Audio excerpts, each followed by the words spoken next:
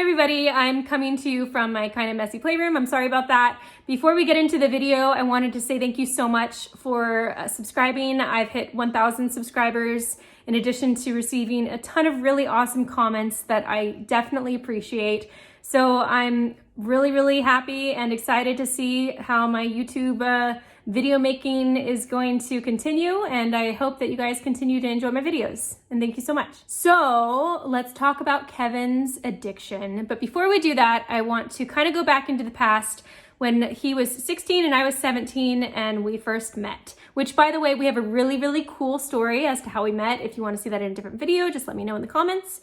But I basically, right away when I met him when he was 16, I just determined I've never met anybody like Kevin before.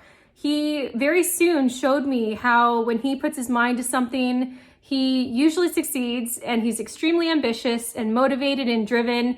And those were all the qualities that I was like really impressed by and very attracted to. Even the way he handled like pursuing me to get me as a girlfriend, basically, it was awesome. I have no other way to explain it. It was just amazing. I hope that I get to share that story with you guys sometime. So since I met him when he was 16 and through the years, I had continually been impressed and his biggest cheerleader ever by his success. But it wasn't until he got his real estate license that things changed a lot. Once you are self-employed, you can fall into this deep like black hole of working yourself like there's no tomorrow. He would get very little sleep. I would see him maybe like an hour a day. And, you know, I was fine with it because I personally don't need much attention. I like my independence and I like doing my own thing. So back then I was like, yeah, that's cool, whatever. You're like really young and you're like killing it in real estate, and that's awesome. I'm proud of you. That's so cool. But it wasn't until we decided to get married and then have kids that things kind of changed. And both Kevin and I recognized that something had to change with him getting like 3 hours of sleep, him working, you know, so much, and only being available to socialize maybe like an hour a day, if that. It got to a point with both our kids that he was maybe seeing them like 10 minutes a day. And we both were like, this needs to stop. We need to figure out how to make him actually come out of his office and actually like be incentivized to stop working. So if you haven't caught on yet, Kevin is addicted to working. I'm not even joking. He definitely is addicted to working. And it's a very admirable thing to be addicted to, because if you're addicted to working and you're successful, that means you're making money and you're continuing to build wealth, and that's amazing. But being addicted to working and being successful from your work is very much a double-edged sword where, yes, super awesome, super cool that you're making money and acquiring wealth and just doing all that stuff. But if you put all of your attention into one thing, then other things that you care about suffer. And so when we had the kids, we decided that we needed to figure out what we could do for him to have more of a schedule and spend more time with the family. So we sat down and we realized, okay, he needs to be out by 5 p.m. every day, because most people get out at 5 if they have a 9-to-5 job. He can wake up whenever in the morning and do whatever he wants until 5 p.m. He can make a billion videos until 5 p.m. I don't care what he does until 5 p.m., but he has to be out at 5. And we thought, okay, well, how can we make him come out at 5? Like, what punishment's gonna happen if he's not out at 5?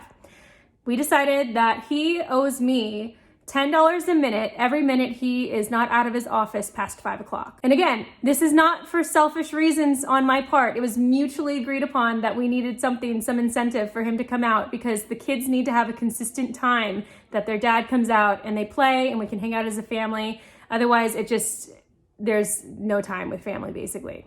And at first, when we were like, okay, well, what are you gonna spend the money on?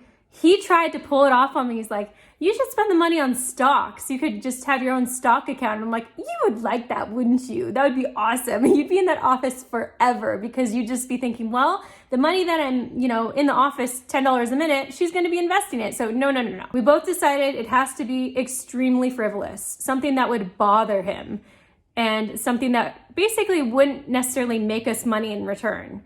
So we haven't really thought of it yet. I've just kind of saved it because I'm not really the spendy type, but I wanted to ask you guys and leave in the comments below. Kevin and I want to know what you think would be a really frivolous thing that would make Kevin very, very angry and be like, I'm coming out at 5, I'm never being late again. And then therefore hanging out with the kids more and all that good stuff. What do you guys think? Now I want to mention that I don't want to discourage people from being driven or motivated. Like I said, that was one of the first things I noticed about Kevin and how that was attractive to me. I just want to make sure that if you relate to Kevin in that sense, that keep in mind that you should have life balance and you should figure out how whatever way works for you to give enough time, dedicate enough time to other things that are important to you that don't necessarily make you money. Or if you're in my shoes where you're the spouse of somebody, how it's important to communicate. You know, Kevin and I sat down, we both mutually decided something needed to change, and we came up with a game plan. So moral of the story, balance in life and communication in a marriage is very important. And this rule has been awesome so far. I don't know or don't necessarily think it will work for everybody, but the point is to try and figure out something that will create a life balance for everybody and make everybody happy. And no, Kevin is not addicted to cocaine. That's not what the video is about. And not addicted to meth or any other drug. Coffee, maybe. Work, yes. But there's a way to balance the work, I guess, with this rule. If you enjoyed this video, let me know. I really enjoyed sharing some insight of mine and Kevin's personal life. And yeah, please like and subscribe. I'll see you next time. Thanks, bye.